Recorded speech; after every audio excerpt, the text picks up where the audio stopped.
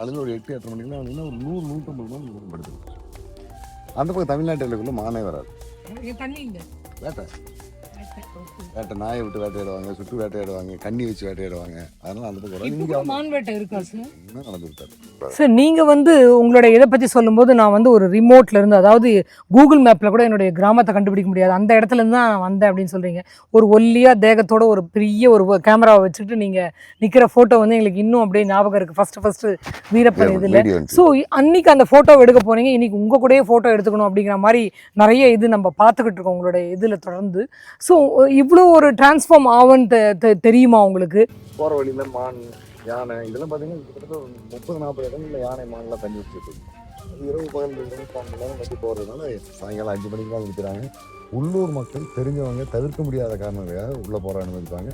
வெளியில் வர்றது அதே மாதிரி தான் 8-8:30 மணிக்கு பிறகுலாம் முழுமையாக கேட் லாக் பண்ணிடுவாங்க. இது தப்பு. இப்போ டிஎஃப்ஓ பாருகட்டும், இல்லை நீங்கள் மீனுக்கு துண்டம் போட்டு அந்த 3 பேரை கொண்டு அதை போனதாகட்டும், இதெல்லாம் நீங்கள் எப்பயாவது பார்க்கும்போது இந்த மாதிரி பண்ணிக்கக்கூடாதுங்கண்ணே நீங்கள் தப்பு. இதில் ரொம்ப அதிகமாக இருக்குது. நீங்கள் எப்படி செஞ்சீங்கன்னா எனக்கு வெறி அந்தளவுக்கு வந்துருச்சு. அந்தளவுக்கு ஒரு ஆள் மனதில் இருந்த அந்த வேகத்தை உருவாக்குனது அதை நான் கண்முன்னாலே பார்த்துருக்கேன். பேசிகிட்டு இருக்கும்போது ஒரு சில காவல்துறை அதிகாரிகளுடைய பேரை சொன்னாவே அப்படி கையால் அப்படி முறுக்கேறிடும். துப்பாக்கி தூக்கி குத்துவார், பெட்ஷீட்டை தூக்கி வீசுவார். நீங்கள் பண்ணாரி எஸ்டேட் கேம்ப் போனீங்க, போகிறதுக்கு முன்னால் ஒரு 3 ரோடு சந்திப்பு இருக்கும். அதுக்கு பக்கத்தில் ஒரு பாலம், அந்த பாலத்துக்கிட்ட எங்களை சொல்லிடுவாங்க. அங்கதான் ஒரு வாட்டி பழநெடுமாறன் ஐயா எல்லாரும் உட்காந்துட்டு இருந்தாங்க அப்படின்னு சொல்லி நாங்கள் தான் கூட்டு போனோம். 2001 ஒரு ஃபைன் டே தமிழக எஸ்டிஎஃப்ல இருந்து உங்க நண்பர்கள் அப்படிங்கிற மாதிரி தான் உள்ள வராங்க. வந்து கொஞ்சம் வெளியில வான்னு சொல்லி கூட்டிட்டு போறாங்க. என்னன்னு கூட பெருசா சொல்லலை. கூட்டிட்டு போயிட்டு அப்படியே உங்க மேல ஒரு கேஸ் பதிவாகுது. கிட்டத்தட்ட 1 வருஷம் நீங்க ஜெயிலில் இருக்கீங்க. உங்க ஃபேமிலிக்கு என்னத்துக்கு கூட்டிட்டு போனாங்க, எதுக்கு போனாங்க, போனவங்க திரும்பி வரலையே அப்படிங்கிற பயங்கரமான ட்ராமால இருந்திருக்கும். அப்போ அதை அவங்க எப்படி சமாளிச்சாங்க? இருந்து போனால் நம்ம 1 கிலோமீட்டர் போனோம்னா சின்ன காவல் திட்டு மாரியம்மன் கோயிலுங்கிற ஒரு இடம் வரும். அந்த இடத்துல இருந்து நேராக பாதேசமலை ரோட்டில் ஒரு 5 கிலோமீட்டர் போனால் பாலாறு, அங்கிருந்து ரைட்டில் போனால் ஒரு 16 கிலோமீட்டர் வீரப்பன் அவங்களுடைய செங்கப்பாடிங்கிற ஊர். நீண்ட நெடுந்தூரம் பயணம் பண்ணிக்கிட்டு இருக்கீங்க. இன்னைக்கு நாளைக்கு நான் இன்னும் கூட பண்ணுவேன் அப்படின்னு சொல்லிக்கிட்டு இருக்கீங்க. ஸோ இதில் நீங்கள் பார்த்து வியந்தவர்கள் இருக்கலாம், வீரப்பன் உள்பட, சேத்துக்குழி உள்பட. அப்புறம் நீங்கள் பார்த்து பயந்தவர்கள் இருக்கலாம், நீங்கள் பார்த்து வெறுத்தவர்கள் இருக்கலாம், நீங்கள் பார்த்து ஒதுங்கியவர்கள் இருக்கலாம். அது குட்டி ஒரு 12 வயசு உள்ள யானை, ஒரு 6-7 கிலோ தான் தந்த இடம் இருக்கு. அந்த யானையை 2-3 நாள் திட்டம் போட்டு ஒருத்தர் சுட்டு கொண்டிருக்கான். இந்த காட்டுப்பகுதியில் இங்கிருந்து ஒகேனக்கல் வரைக்கும் இந்த ஓரத்தில் பார்த்தீங்கன்னா அந்த பக்கம் வீடு தெரியுதுங்களா, இதே மாதிரி தான் அங்கே ரூடி இருக்காங்கலாம். இந்த மாதிரி 300 வீடு இருக்கு. இந்த 300 பேர் காட்டுக்குள்ள ஆடு மாடு மேய்க்க போகிறாங்க. ஊருக்கு போகிறது வர்றது, நடந்து போகிறது, இந்த மாதிரிலாம் போயிட்டு இருக்காங்க. வனத்துறையினர் அத்தனை பேரையும் விசாரிச்சாங்க.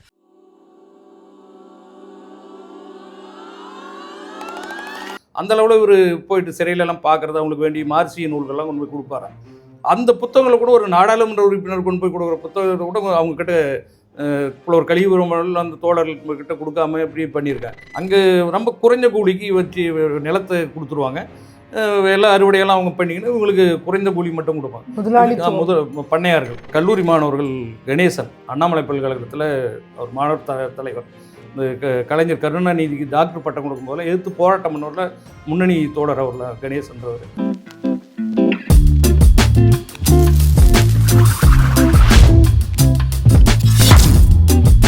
புலவர் கலியபெருமாள் ஐயாவை பற்றி நீங்கள் அவரோட 20 வருஷம் ட்ராவல் பண்ண அப்படின்னு சொன்னீங்க. தமிழ் ஆசிரியராக இருந்து அந்த வேலையை உதறிட்டு தான் வராரு. ஸோ எப்படி அந்த டிரான்ஸ்ஃபர்மேஷன் அவருக்கு நடக்குதுன்னு கொஞ்சம் விரிவாக முதல்லேருந்து சொல்லுங்கள். அவர் பார்த்தீங்கன்னா ஒரு பள்ளி பருவத்திலிருந்தே அவர்களுக்கு அந்த போராட்ட குணம், இந்த சமூகத்தில் நடக்கிற அநீதிகள், சாதி தீண்டாம கொடுமைகள், இந்த இதையெல்லாம் பார்த்த ஒரு இயல்பாகவே அவருக்கு ஒரு பெரியார் இயக்கத்தில் ஆரம்பிக்கிறார். பெரியார் கூட்டம் நடத்தியிருக்கார். பிறகு இந்திய கம்யூனிஸ்ட் கட்சிக்கு போகிறாரு. சட்டமன்ற தேர்தலில் போட்டியிடுறாரு. விருத்தாசலம் தொகுதியில் தோற்று போயிடுறாரு. அடுத்து இந்திய கம்யூனிஸ்ட் கட்சி உடையும் போது மார்க்சிஸ்ட் கம்யூனிஸ்ட் கட்சிக்கு போகிறாரு 64களில். அப்போ மார்க்சிஸ்ட் கம்யூனிஸ்ட் கட்சியில் ஒரு நீண்ட காலம் அங்கே நெல்ல அந்த தொழிற்சங்க வேலை, விவசாய சங்க வேலையெல்லாம் விரிவாக பண்ணுறாரு. அந்த பகுதியோட தீண்டாமை கொடுமைகளுக்கு எதிராக இவர் தான் முன்னின்று பண்ணியிருக்கார். இவர் ஒரு பிற்படுத்தப்பட்ட சமூகத்தில் பிறந்திருந்தாலும் அங்கே இருக்க அந்த தாழ்த்தப்பட்ட மக்களுக்கு எதிராக அந்த தனி கோவலை, முடி திருத்தகத்தில் அவங்களை தாழ்த்தப்பட்ட மக்களுக்கு முடிவெட்ட மாட்டான்றது, இதுக்கெல்லாம் எதிராக நிறைய போராட்டங்கள் எடுத்திருக்கார். இப்போ முடி திருத்தத்தில் கூட்டு ஒரு தாழ்த்தப்பட்ட ஒரு வெட்டுறா அப்படி முடி வெட்டி விட்றா அப்படின்னு கேட்டிருக்கார். அவர் இல்லைங்க ஊரில் பிரச்சனை பண்ணாங்க, நான் வெட்ட முடியாதுன்னு சொல்லியிருக்காரு. நீ அவருக்கு முடி வெட்டலாம் அவன் தலையை வெட்டிடுவேன்னாரு சாதாரணமாக. அப்போ மார்க்சிஸ்ட் கம்யூனிஸ்ட் கட்சியிலேருந்து ஒரு பிரிவு நக்சல்பாரி கிராமத்தில், டார்ஜிலிங் மாவட்டம், மேற்கு வங்கம் டார்ஜிலிங் மாவட்டம் சிற்குரி பக்கம் இருக்கிற நக்சல்பாரி கிராமத்தில் 67 அந்த காலகட்டங்களில் மிகப்பெரிய அளவுக்கு சாரு முஜும்தார் தலைமையில் அந்த நிலக்கிழார்களை எடுத்து அங்கே ரொம்ப குறைஞ்ச கூலிக்கு வச்சு நிலத்தை கொடுத்துருவாங்க. எல்லா அறுவடையெல்லாம் அவங்க பண்ணிக்கின்னு இவங்களுக்கு குறைந்த கூலி மட்டும் கொடுப்பாங்க பண்ணையார்கள். இதுக்கு எதிராக சாரு முஜும்தார் அங்கே மிகப்பெரிய போராட்டத்தை எடுக்கிறாரு. அது கடைசியில் ஆயுத நிலையமெல்லாம் பறிமுதல் பண்ணுறாங்க, மக்களுக்கு பகிர்ந்து கொடுக்குறாங்க. அது இந்திய அளவில் பெரிய வீழ்ச்சியாக போகுது.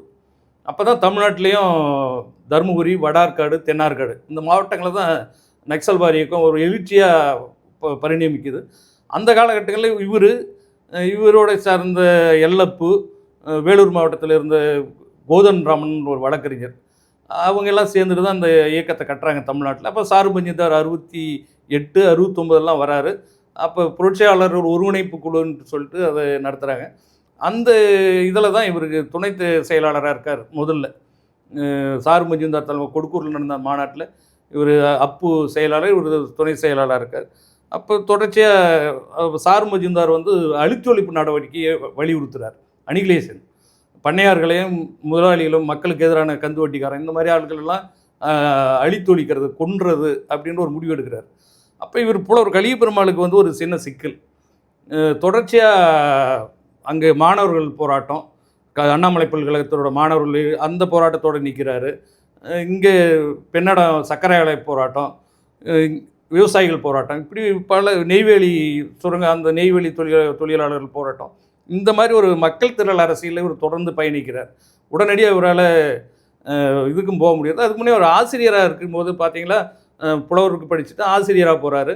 பொன்பரப்பில் தான் வேலை செஞ்சிட்ருக்காரு. பொன்பரப்பிலேருந்து அவருக்கு தஞ்சை மாவட்டத்துக்கு பணிமாறுதல் வருது. அதனால் சரி அவருக்கு போய் வேலை செஞ்சு வாழ்கிற அளவுக்கு ஒரு குடும்ப சூழல் இல்லை, நல்ல வசதியான குடும்பத்தை சேர்ந்தவர் ஓரளவுக்கு. அதனால் இங்கே இவ்வளோ தூரம் போயிட்டு நம்ம பணி செய்ய வேண்டியதில் இப்போ வேலையை விட்டுறாரு. அப்போ முழுக்க விவசாயம், இந்த அரசியல் நடவடிக்கை இருக்கும்போது தான் இந்த நடவடிக்கைலாம் வருது. அப்போ தான் இவர் தோட்டத்தில் 1972 பிப்ரவரி மாதம் 22ஆம் தேதி ஏதோ ஒரு தேதி சரியாக நினைவில். அப்போ வந்துட்டு கல்லூரி மாணவர்கள் கணேசன், அண்ணாமலை பல்கழகத்தில் அவர் மாணவர் தலைவர், இந்த கலைஞர் கருணாநிதிக்கு டாக்டர் பட்டம் கொடுக்கும்போது எதிர்த்து போராட்டம் பண்ணவரில் முன்னணி தோழர் அவரில் கணேசன்றவர், அவர் சர்ச்சில்னு ஒருத்தர், காணியப்பன், இவங்க 3 பேரும் வந்துட்டு சொல்கிறாங்க எங்கள் உயிருக்கு ஆபத்து இருக்குது, அதனால் தற்காப்பு ஆயுதம் தயார் பண்ண, வெடிகுண்டு தயார் பண்ணுன்றாங்க. இவர் ஒரு கட்டம் வரையும் மறுக்கிறார், வேண்டாம் இதெல்லாம் தேவையில்லை அப்படின்ட்டு. அப்போ இவர் ஒத்துக்கிறார், சரி செஞ்சுங்க அப்படின்ட்டு. அப்போ வெடிச்சிடுது. அதில் 3 பேரும் அதே இடத்துல இறந்துடுறாங்க. 2 பேரும் உடனே இருந்த காணிப்பன் கணேசன் 2 பேரும் இறந்துறாங்க. சர்ச்சில் மட்டும் கை காலெலாம் துண்டிச்சு குற்றுயிரும் கொலையுருமா இருக்கார். அப்போ அவர் கேட்டது, அப்போ அந்த நிலையிலும் கேட்டிருக்கார், தலைவருக்கு என்ன ஆச்சு, தலைவர் எப்படி இருக்கார் அப்படின்னு. தலைவருக்கு ஒன்றும் இல்லைனா உடனே ஒரு கோஷம் முழக்கம் போடுறார். இதை போட்டு அவரும் இறந்துடுறார். பகல் நேரம் இந்த சத்தம் கேட்டு சுற்றியெல்லாம் விவசாய வேலையில் பிப்ரவரி மாதம் எல்லாம் அறுவடையில் இருக்கிற நேரம், விவசாயிகள் மக்கள்லாம் வந்து கூடிடுறாங்க வெடி சத்தம் கேட்டுதுன்னு.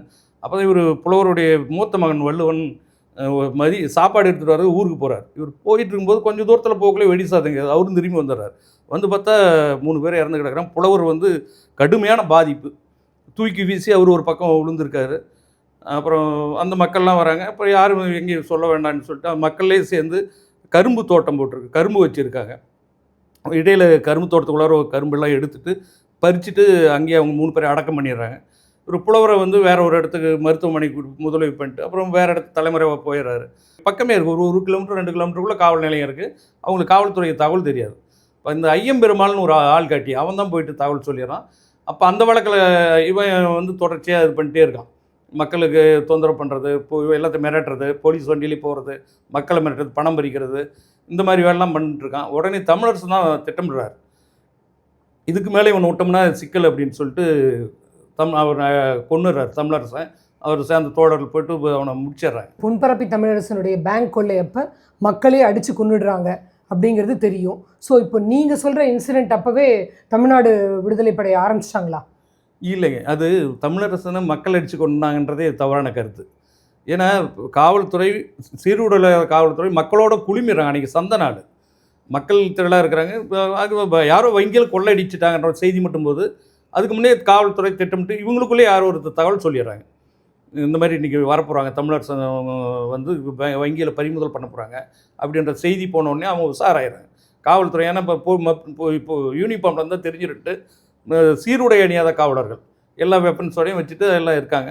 அப்போ இவங்க வராங்க. இவர் தமிழரசங்களே இப்போ AK-47 துப்பாக்கி இருக்குது. அவர் வெடிகுண்டு கையில் வச்சுருக்கார். AK-47 87 AK-47 வச்சுருக்கார். அதுக்கே நம்ம போலீஸ் கைக்கு அந்த துப்பாக்கி வந்திருக்காது. சும்மா ஒரு வெடிகுண்டை போட்டு வெடிக்க செஞ்சால் கூட மக்கள் ஓடிட்டுருப்பாங்க. திட்டமிட்டே காவல்துறை தான் கல்லை அடித்து கல்லில் முதல்ல அடிச்சே கொள்றாங்க.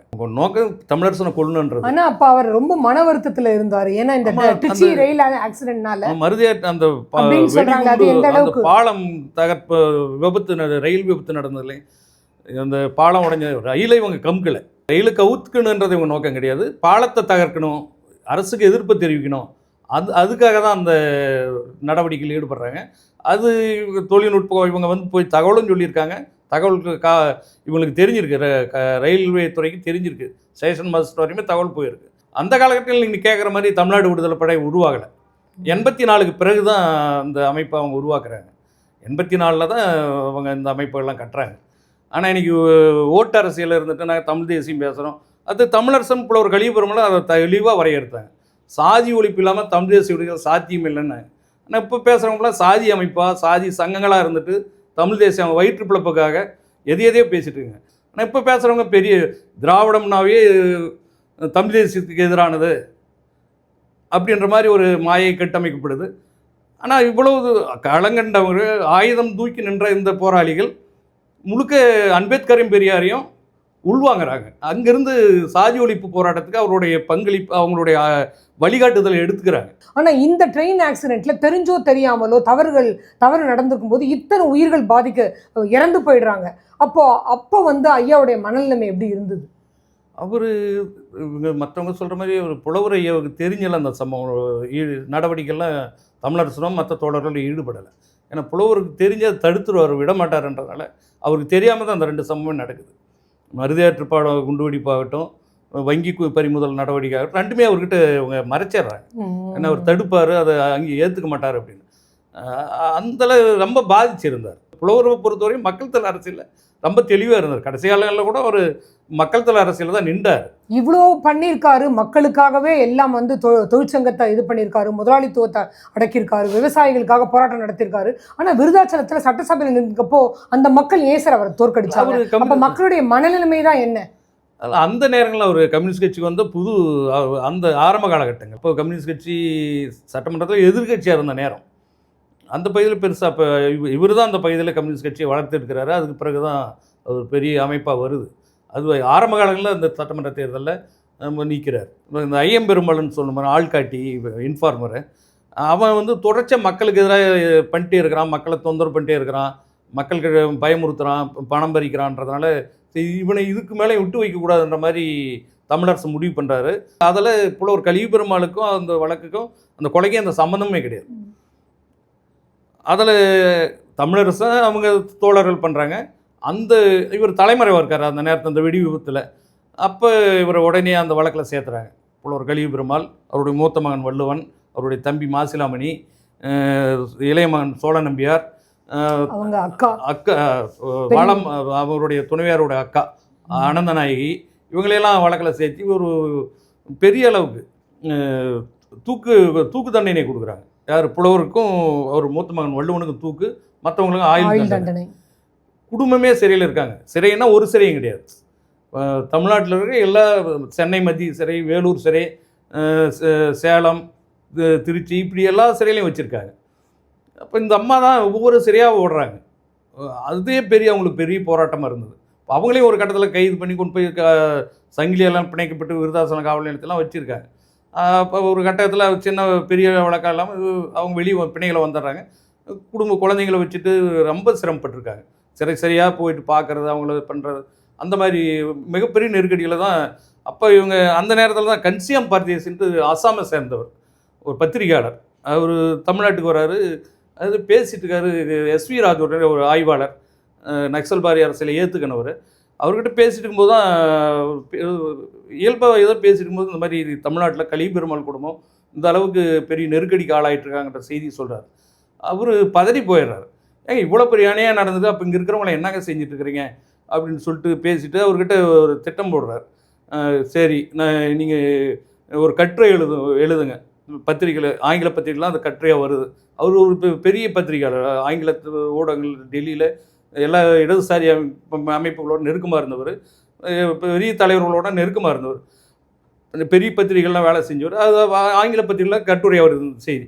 இதை எடுத்துகிட்டு டெல்லியில் போயிட்டு சுப்ரீம் கோர்ட்டில் ஒரு வழக்கு போடுறாரு. துப்பாக்கி ஏந்த வேண்டிய கட்டாயம் வந்து வீரப்பனுக்கும் ஆயுதம் ஏந்தி தான் போராடணும் அப்படின்னு சொல்லிட்டு புலவர் ஐயாவுக்கும் கலியபெருமாள் ஐயாவுக்கும் வராமல் இருந்திருக்கணும் அப்படின்னா, அந்த எண்ணம் வராமல் இருந்திருக்கணும்னா இந்த அரசாங்கம் எப்படி இருந்திருக்கணும் அப்படின்னு நீங்கள் நினைக்கிறீங்க? அன்னைக்கு தமிழ் தீவிரவாதிகள் வந்து முந்திரி காட்டுக்குள்ளே ஒளிஞ்சிருந்து தங்களுடைய இயக்கத்தை நடத்தின மாதிரி இன்னைக்கு அவங்க பண்ண முடியாது. கரெக்ட் தானே சார்? ஆனால் மாறன் போன்ற தோழர்கள் அந்த மாதிரி போல அவங்க வாழ்க்கையை பார்த்துக்கிறாங்க. குடும்பம், ஒரு கம்யூனிஸ்டுக்கு குடும்பம் இருக்கக்கூடாதா? நிச்சயமா. அப்போ அவங்க குடும்பத்தோடு தானே இருக்கணும். சமூகன்றது அதுதானே.